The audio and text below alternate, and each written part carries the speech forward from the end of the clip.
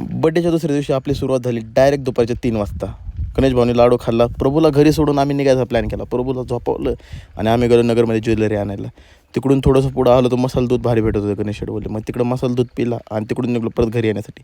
भाऊनी मध्येच करोडपती होण्याचे स्वप्न बघितले. तिकडून आम्ही निघलो परत घरी आलो. ओमला बॅगा दिल्या आणि तिकडून गेलो परत केस कापायला. भाऊनी मला एक गोष्ट ऐकवली आणि तिकडून प्रभून मी निघलो डायरेक्ट दुसऱ्या गावाला जाण्यासाठी. मॉर्निंगला उठून बघतोय तो काय असल्या गावात आणून सोडलं. तिकडे रेंजच नव्हती. मग काय 2 दिवस असे बोर गेले. इकडून रोयका शहरमध्ये आलो. प्रभूला लावला आंघोळीला आणि भाऊ होता हेवी ड्रायव्हर. मग निघलो पिकअपात. मामा आला. मग मामाने आम्हाला आणलं. तिकडून गणेश शेठ पण आले. ते मग मामाला उतरवलं गाडीच्या खाली. गणेश शेठ बोलले आता मी गाडी चालवणार. मग गेलो कानूर पठारला. तिकडं फिरलो पण तिकडं कापडच नाही भेटली. मग तिकडून आम्ही निघलो डायरेक्ट पारनेरला जाण्यासाठी. गाडीची स्पीड बघा 60ची. डायरेक्ट गेलो परिधानला. शॉपिंग करून घरी निघलो. पण मामाला आमच्यापेक्षा गाडीची चिंता होती. मग गाडी आणून घरी सोडली. मग तोपर्यंत साखरपुडा पण चालू होता. साखरपुड्याचे व्हिडिओ केले.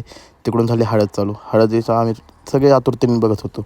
मग काय रात्री आली हळदीची बारी. मग हळद वगैरे लावून घेतली. मग सर्वात फेवरेट काम नाचायचं. नाचू पार कंबर मोडली. मग काय सगळ्यांनी नाचून घेतलं. रात्री प्रभूला बोललो गुड नाईट. हेअरस्टाईल नीट कर. उद्या हेच ब्लॉग टाकतो आता.